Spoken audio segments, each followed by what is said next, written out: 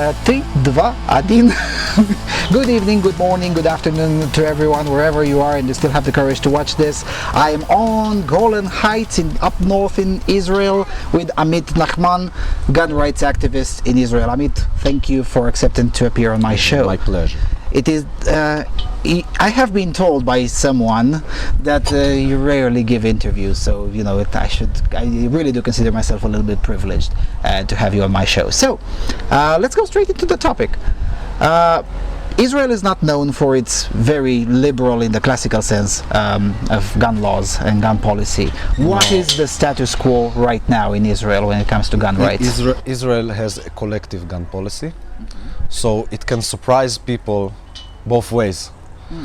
You would not expect some things as to how easy they are to do, and on the other hand, to reach the place from where you can start doing the things to own firearms is very difficult.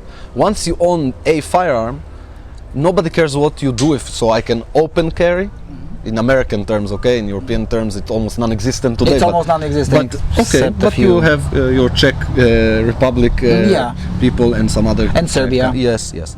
So I can open carry, I can conceal carry, I can put a stock on my pistol. Nobody cares. But in order to reach the point that a person owns a firearm, he needs to pass 2 stages. The first stage is to meet base requirements: age, 21, no criminal record, no mental problems, and some other small things that are esoteric, they're not so interesting.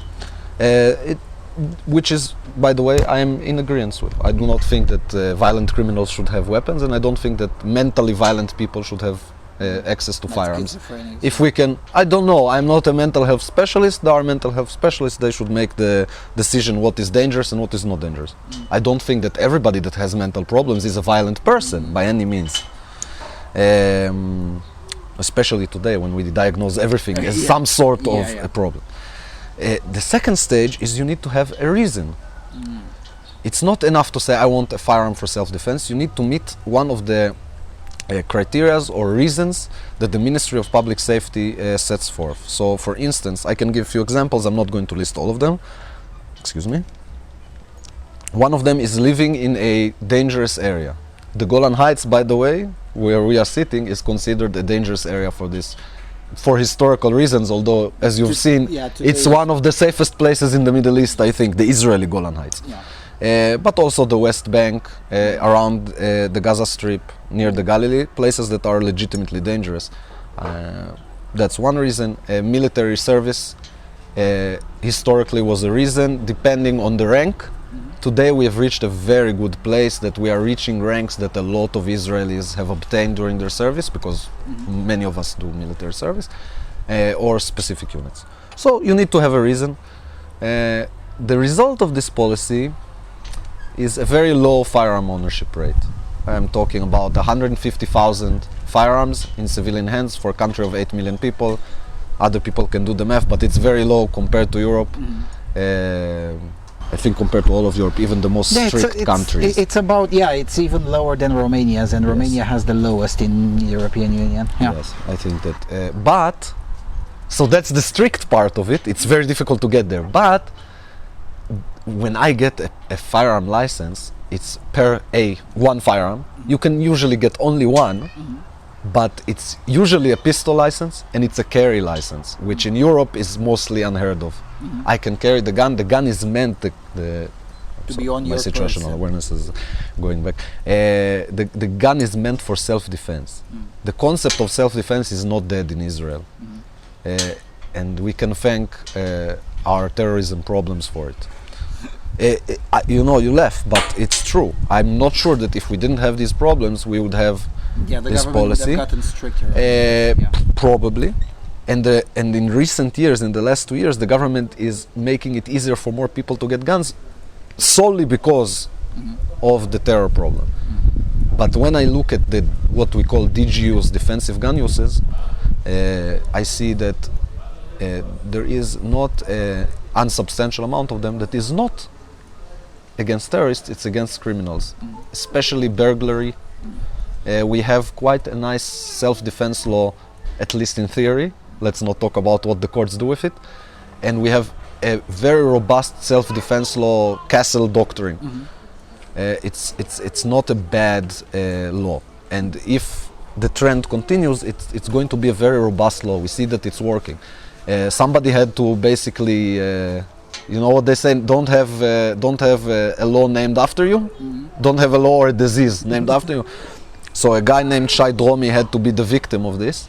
He shot 2 Bedouins that came on his farm, and they made a law especially after that, during the trial, to save him from going to prison for manslaughter. He did go to prison because the rifle that he shot them with wasn't legal. He had it from his father. Rifle and shotguns that are probably the common firearms in Romania because of a hunting culture are very difficult to get in Israel. You don't Romania have is the opposite. Getting a personal pistol is very hard, but a hunting rifle is... Yes, because first of all, there is a problem with hunting in Jewish culture. Yeah, for sure. Hunting has problems with kosher, and Israel doesn't really have a lot of game to hunt, so it's quite difficult. We have about 8,000 hunters. All right, tell me about ammunition. How difficult it is to acquire ammunition. Okay, let's talk about pistols. Okay. Yeah. So assuming that you get a pistol license, you get a purchasing license for ammunition. You can purchase 50 rounds that you can keep on your person or at home. They don't tell you how many of those you can keep on you. So if I want to carry 50 rounds of ammo on me, it's okay. I don't do it because I usually don't need. I usually carry 2 magazines. Some people do. And you can go to a range and shoot as much as you want on the range. But when you step out of the range, you need to have 50, no more than 50 on you. The license says pistol and 50 rounds of ammunition. Types of ammunition, calibers don't matter. I have my personal firearm now is a 38 special revolver. I had a 9mm before. People have 45s. Nobody cares really as far as it's not being a military rifle caliber. So, and that is more of a system of making sure that the pistol is truly a pistol and doesn't become a rifle. An AR-15. Yes, because it's quite complicated. Even AR-15s. I don't want to get too technical, but there are AR-15s in 9mm. The government put a stop to it. But the definitions are very loose here. Basically, when somebody wants to import a new firearm into Israel, a new kind of firearm, they go to the government, they say, okay, this is the firearm, I think that it should be classified as a pistol, what do you think? Now, government officials, unfortunately or fortunately, don't always know exactly what they're talking about, so they might classify something which is actually a rifle as a pistol, and then yes, and if somebody is very lucky and they have more than one license, which is difficult to do but not completely impossible, it's possible through sports shooting.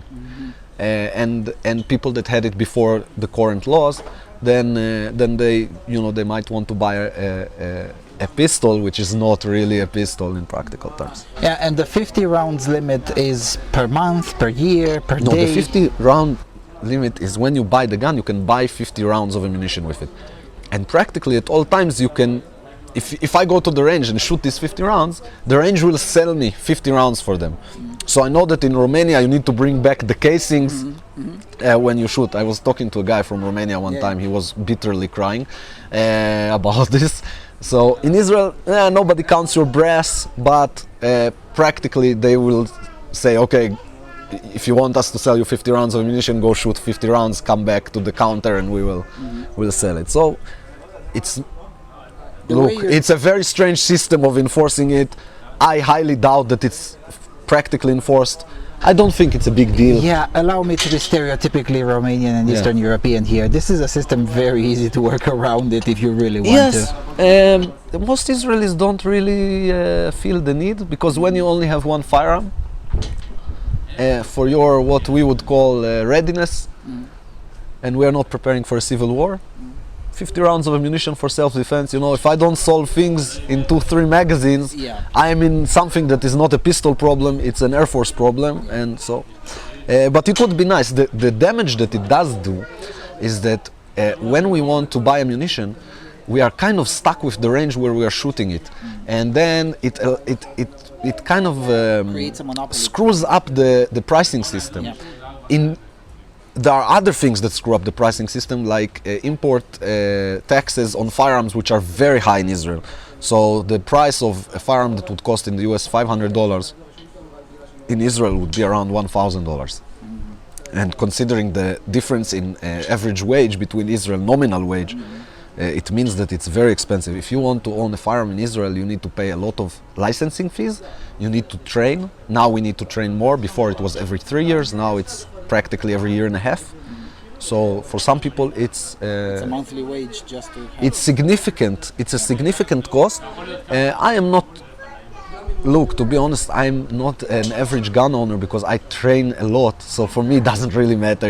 50 rounds more, 50 rounds less, it doesn't matter.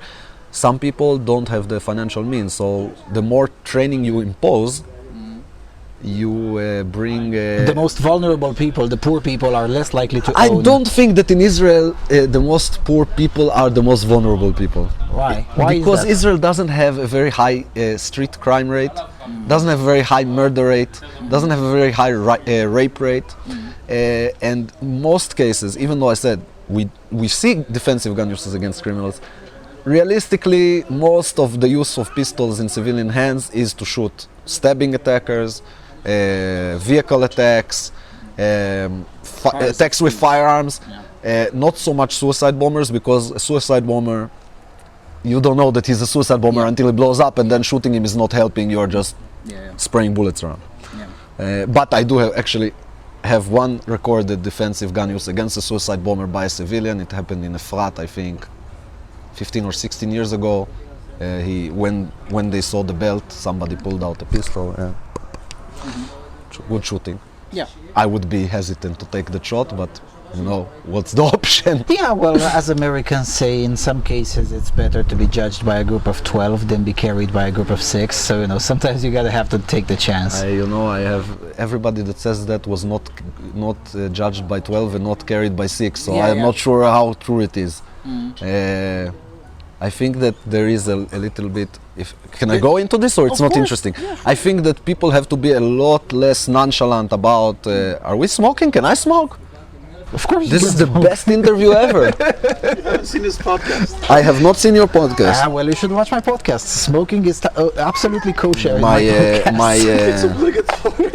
I will have to use your light because, like I told you, the light that I appropriated this morning. I think that even us, especially us, people that are claiming, look, my ideology about firearms is that self-defense is a natural human right. Defense of property, because property is a natural human right. Defense of property is a natural human right. So I believe in expanding firearms rights as much as possible. Now, I'm a realist. I understand that things need to be done slowly.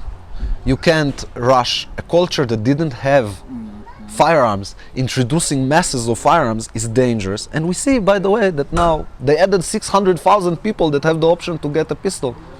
Probably no more than 30,000 will take it because people are not used to it and it's very strange for them. And but we need to be to make sure that we are not making the right of self-defense into some sort of catch-all phrase. No, to make it into a vigilante culture, to be nonchalant about human life.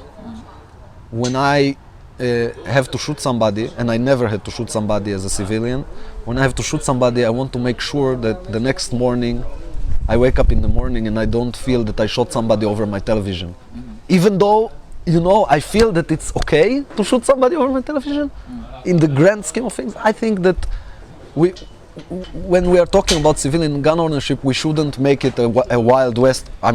Okay, all the historians calm down. I know the Wild West wasn't really like that, but okay. Yeah, it's a cultural reference rather than. Yes, I don't think that we should promote a violent culture. For violence has its purpose.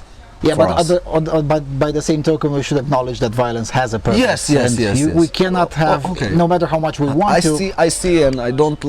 Maybe I will catch some shit for it, but I see that in America, some parts of their gun culture, which is a very large culture, we're talking about millions of people, some parts of them are moving in a trend that I don't like, which is people that really what they want to be is cops, but they are not cops. So they think that owning a firearm makes you a cop. It doesn't. That's not why I own a firearm. I own a firearm to defend myself and other people, not to enforce laws, not to become a judge, not to become an executioner. And I think that when we talk to people about gun rights that are not into gun rights, it's very critical to talk about self-defense, not to talk about justice. It scares people, and rightly, because who are we? Okay, so what policies that you've explained to me, what current policies in Israel would you change and how? I would change if it were up to me. I would let's say change. you're a I would change dictator on the gun rights issue. What would you change? I would change the system to have one level of requirements. I don't think that the person needs a reason to own a firearm. So we need to establish, and this is an internal Israeli issue, who are the people that we trust with firearms. Now, I probably trust more people than others, but Israel is a democracy. Things need to be hashed out. Decide who are the people that we trust, and then give them the right. The same way that we trust a certain population to drive. We don't trust blind people to drive in Israel because we know that they are incapable. And I'm saying this as a person who is going blind slowly. So we need to decide who the people that we trust and give them the right, irregardless of where they live, because I can tell you, terrorist attacks happen everywhere in Israel. It's not true that they happen only in the West Bank, and they happened before Israel had the West Bank. It doesn't matter if they are farmers or not farmers. I don't think that a farmer's property is worth more than my property. I don't have cows, so what? They should be able to steal my stuff. That's the main thing that, and we are talking about. I'm a board member of the Israeli Association for the Promotion of Gun Culture. The main thing that we're talking about is canceling the reason system, okay, or the criteria system, and transferring to a worthy gun owner system. So, and in that regard, I'm willing to make a lot of compromises. I'm willing to say, look, we need much better background checks. Okay. But I'm not willing to say the life of one citizen is worth more just because he was a lieutenant in the army. So what if he was a lieutenant in the army? Or just because he happens to have property next to the Gaza Strip. Yeah, once you do that, the rest of the things are, you can discuss them and come to compromises. Nobody in Israel is going to be comfortable in my lifetime with my opinion, because I myself personally, not the association, me myself, I'm very close to the American thinking process. Very outside of the Overton window here, for sure. Yes, it's not going to happen here. I would be, if we get to Czech Republic levels, I would be shocked. I think that the Czech Republic has a good system, and it's proving itself. I don't think that the Czech Republic is more violent than any other country. And the level of violence stayed the same in the last year. Last year they passed their own Second Amendment, which is a literal translation of the American Second Amendment, and the crime level stayed the same, which were already quite low. They don't. By the way, they are not rushing to buy guns. It's very interesting. The Czechs are very adamant that they should have the right, and then they're like, hey, you know what, but I don't really need one. And I'm fine with it. I don't feel like a person is less of a person if he doesn't want to own firearms. Would it be fair to describe your position as, look, let's agree on equality under the law, and then we can hash out the details?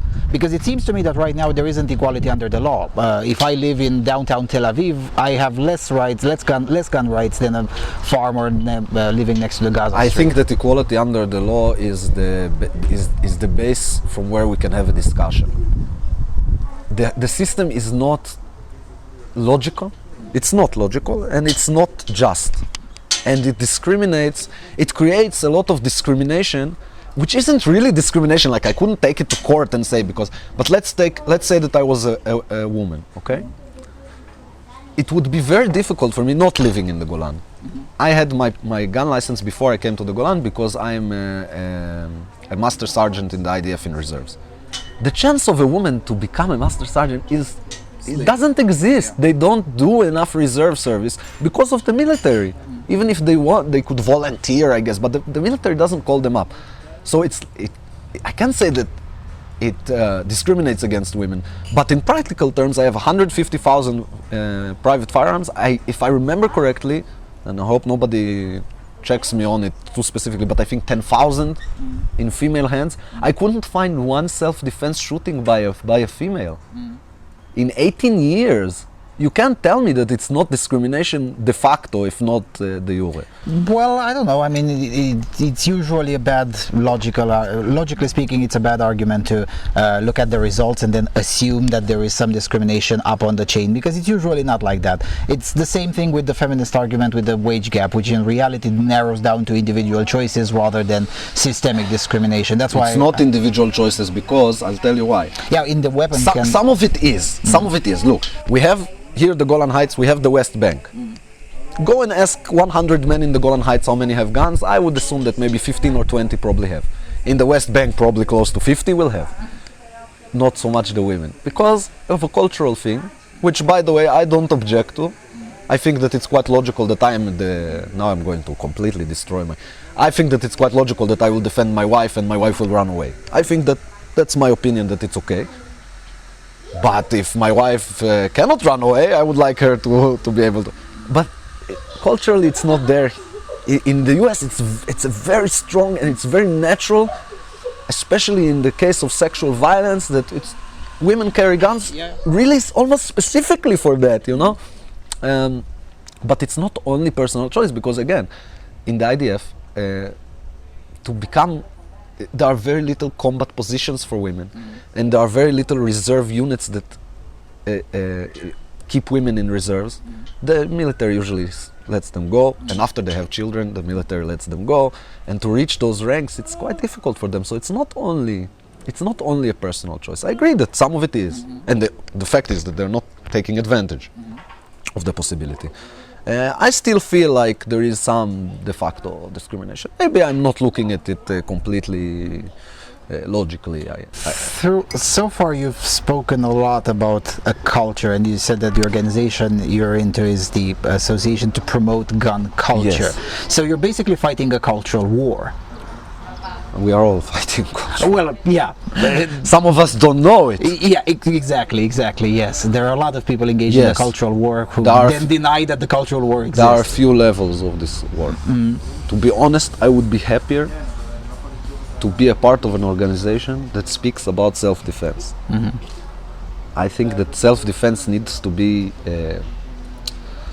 a much more legally robust concept. I don't know about other countries. In some countries it's completely dead. It's been executed. Like in France. Yes. I think that once you establish the right of self-defense, maybe it's my optimism, but I believe that the next step is obvious. It gets easier to talk about gun rights. I meet a lot of people today, good people, that don't believe in self-defense, and that's a very difficult bridge to cross.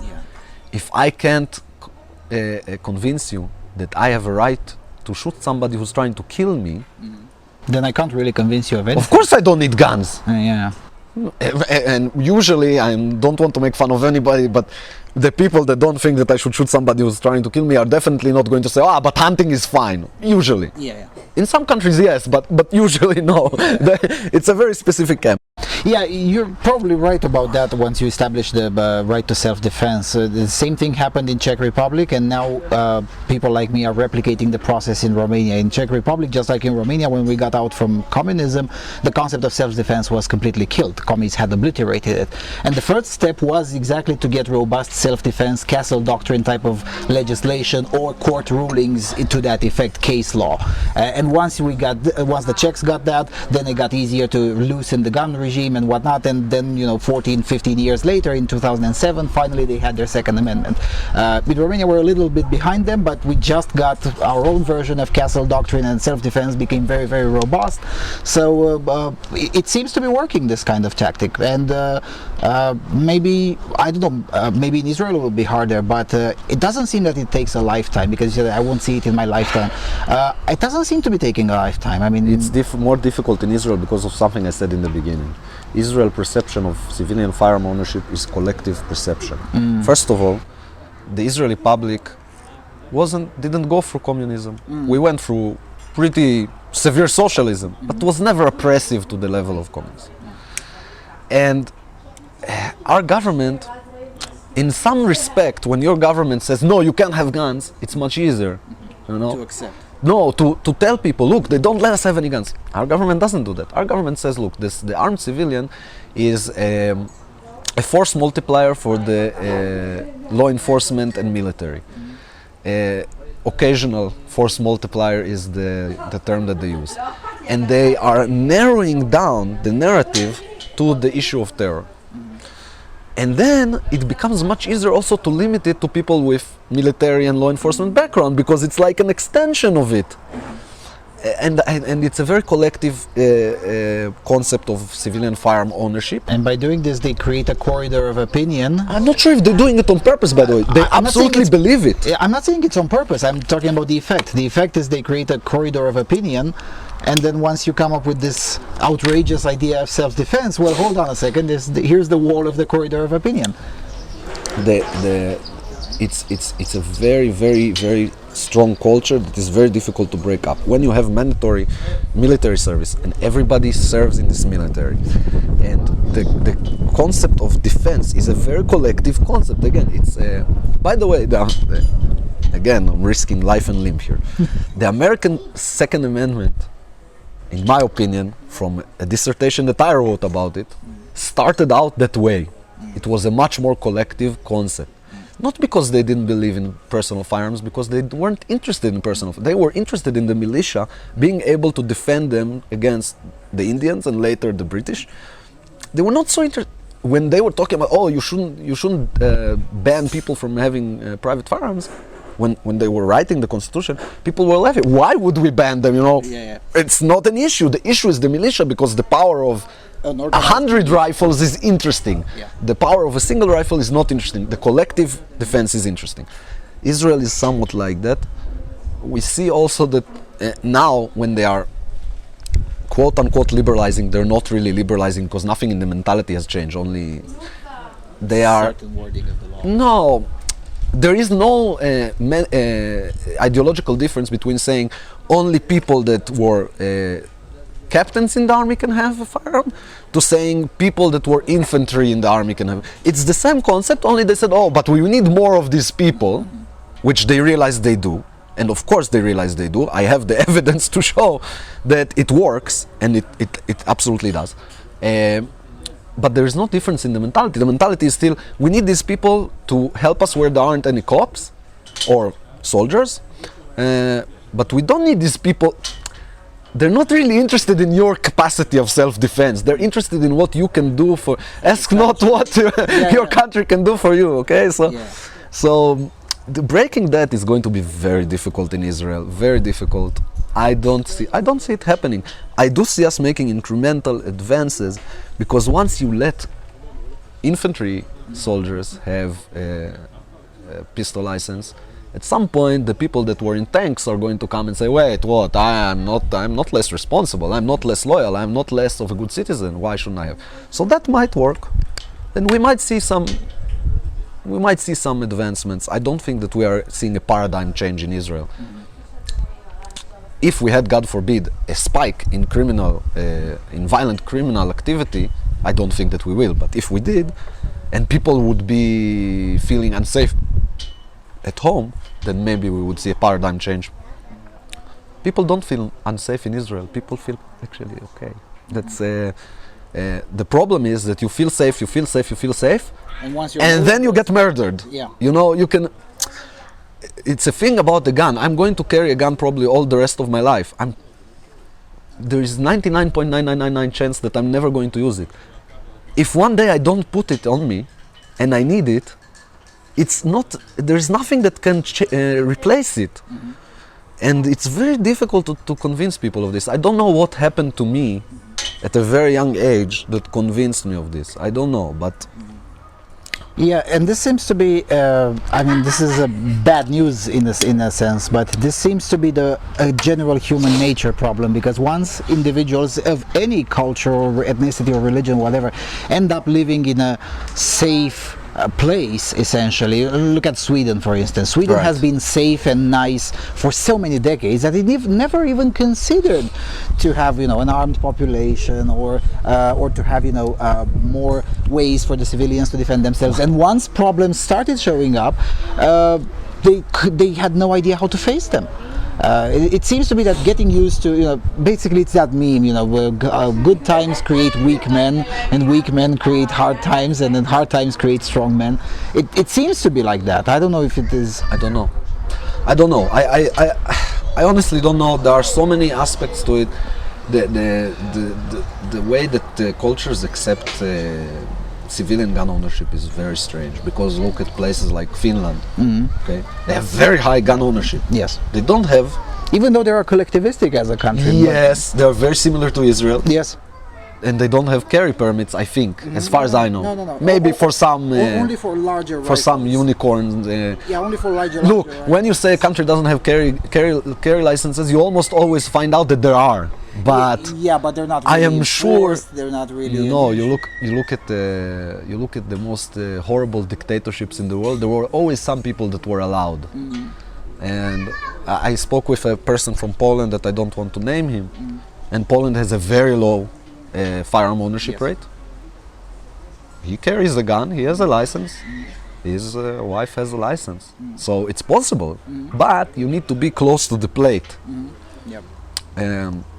And I think that's discriminatory. Definitely, if you can't tell me that your ability to carry a firearm to defend yourself depends on how close you are to the people in control is not discriminatory. Oh yes, it absolutely yes. It absolutely is. Yeah. Well, we went through cultural differences. We compared it with Finland. We went through the policies. Well, is there anything else that you might have missed? No, there are many people who are gun rights advocates all over the world who watch this channel. What would you advise them to try? If I knew what works, I would do it tomorrow. I think that not giving up, it's very tempting. How do you combat the temptation to give up, the black pilling? There's nothing to be done. Screw this, everything. How do you combat that temptation? I've had for the past few years, since I started doing this intensively, which is about 9 years, 10 years. I've had a very strong sense of no one else is going to do it. And if no one else is going to do it, and it has to be done, somebody has to try, then I will keep trying, and I maintain complete pessimism. So I don't expect anything to happen, and I work at it. Yeah, maintain low expectations, and whenever something happens, you're pleasantly surprised. Good things happen, because realistically, more than 500,000 more people can own firearms today in Israel if they want to, if they choose, than they could when I started. And I can't take credit for everything. Most of the credit is due to Palestinian jihadists with knives that helped me a lot. But I can't say that I didn't have a part in it, because I speak to members of Knesset, I speak with people in the community, I've convinced people, I've seen people change their mind, which is amazing. To see people open up to the possibility, so they're not a gun person. By the way, the real victory is when there is no such thing as a gun person. When a gun is like, hey, do you own a power drill? No, I don't need one. Or yeah, I own one. When that's about a gun, excellent. That's cultural victory right there. That will be the victory. Whoa, we are so far away from it. The US is pretty close to it. Yeah. Gun culture 2.0, 3.0. It's becoming like, yeah. Yeah, I have a motorcycle, I have a gun. So what? Yeah. It's not who I am about. Some of us, I am about it, but I don't expect other people to be about it. It makes no sense. Well, most people don't have the time, the financial resources. By the way, it's very easy financially. Actually, in Israel, in one respect, it's very easy. You can only have one gun at a time, so it saves my bank account a lot of trouble. Because otherwise, I would be probably divorced and living as a hermit in my gun room. Yeah, earlier this year I went into a US tour, and I went through the Midwest and the Deep South, and I met a lot of people who had an entire basement full of guns, and I'm like, I want to have that. And then I was thinking, if I were to live here, I would always be bankrupt and in debt, because I purchased too many guns. Yes. All right, Amit, thanks a lot for talking to me, and I hope the gun advocates who have been watching this, maybe they get some hints on how to apply the knowledge in their own countries, especially you peeps out there in Austria, in Romania, in Hungary, where I know there are gun rights advocates group has been How formed. is Hungary doing? Pretty bad. About the same as Romania. I mean, the law is pretty crap, but then again, if you really want to, you can go or work around it. And of course, both Hungary and Romania have one problem, the problem being Serbia, because Serbia is heavily armed. So, you know, it's not really that hard to get a weapon from Serbia to Hungary. But, you know, it really helps when you get people to open up, as you said, to open up to the idea. For instance, in Romania, it took a tragedy, not really a tragedy. A guy who had a hunting rifle, but also had a few weapons on the side that were quote-unquote illegal, and he shot a burglar who got in the middle of the night in his house, and that's how we got sort of a case law doctrine. So it's really it's very similar to Israel. Yeah, that's how we got the case law doctrine, and he only got a small fine for, you know, unauthorized use of a firearm, and that's pretty much it. Omi went to jail for a 22 rifle. You know, No, that's pretty terrible. It's appalling. It's really, and that man, you know, is a martyr, really. Is and he still in jail now? No. He got out, and he will still come out and support, you know, firearm ownership and self-defense sometimes. You know, these people that the people that get laws named after them, you know, they just want to live their life. So. I see. All right. Thanks a lot for coming to my show. I wish I could stay a little bit more, but you know the sun is setting, and I did not carry from Romania reflectors as well. All right. Thanks a lot for showing up, and all of you, see you around.